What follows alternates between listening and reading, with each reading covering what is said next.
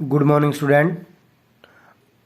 आज हम class 9th का हिंदी व्याकरण का फर्स्ट टॉपिक भाषा और लिपि कर रहे हैं। तो सबसे पहले है कि भाषा किसे कहते हैं। तो इसकी परिभाषा है कि जिस साधन के माध्यम से मनुष्य अपने मन के विचारों को बोलकर या लिखकर प्रकट करता है वह भाषा कहलाती है।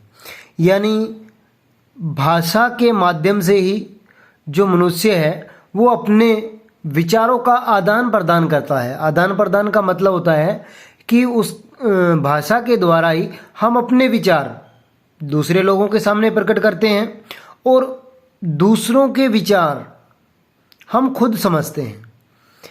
अब बात आती है कि भाषा के रूप। भाषा के रूप कितने हैं? तो भाषा के दो रूप हैं, मौखिक भाषा और लिखित भाषा। मौखिक भाषा कौन सी होती है? मौखिक भाषा वह होती है कि जब आदमी बोलकर अपने भाव अपने विचार दूसरों के सामने प्रकट करता है और दूसरों से कही हुई बातें सुनकर दूसरों के विचार खुद ग्रहण करता है, वह भाषा का मौखिक रूप कहलाता है। यानी जहां आदमी सिर्फ बोलकर या सुनकर अपने विचारों का आदान प्रदान करता है वह भाषा का मौखिक रूप होता है। और दूसरा है लिखित भाषा। लिखित भाषा भला कौन सी होती है? कि वह भाषा जब आदमी अपने भावों और विचारों को लिखकर दूसरों के सामने प्रकट करता है और दूसरों के लिखे हुए विचारों को पढ़कर स्वयं ग्रहण करता है। यानी लिखी हुई बातों को जब आदमी ग्रहण करता है तो वो क्या कहलाता है? भाषा का कौन सा रूप कहलाता है?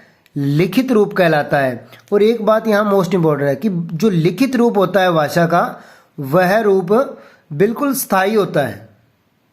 स्थायी का मतलब हमेशा बने रहने वाला। क्योंकि उदाहरण के तौर पर अगर हम देखें, अगर मान लीजिए हमने किसी को कोई बात कह दी या किसी ने हमें कोई बात कह दी ओनली मौखिक बोलकर, हो सकता है कि कुछ समय बाद हम किसी की सुनी हुई बात भूल जाएं या हमारे द्वारा कही हुई बात जो सुनने वाला है वो भूल जाए कुछ समय बाद। लेकिन जो लिखित भाषा होती है, क्योंकि जो चीज़ हमने बुक या नोटबुक पे एक बार लिख दी उसको हम जब मर्जी चाहे देख सकते हैं। तो ये जो लिखित भाषा होती है ये भाषा का स्थायी रूप माना जाता है। अब नेक्स्ट आता है बोली। कि बोली क्या होती है? तो इसकी परिभाषा देखते हैं कि किसी छोटे से क्षेत्र में बोले जाने वाले भाषा के स्थानीय रूप को बोली कहते हैं। यानी बोली जो है वह भाषा का छोटा रूप होता है। यानी बोली जो भाषा है उसका दायरा है वो विस्तृत होता है, काफ़ी बड़ा होता है। लेकिन बोली जो है वो एक छोटे से क्षेत्र में बोली जाती है। जैसे अवधी, हरियाणवी, भोजपुरी, ये हमारी बोली है।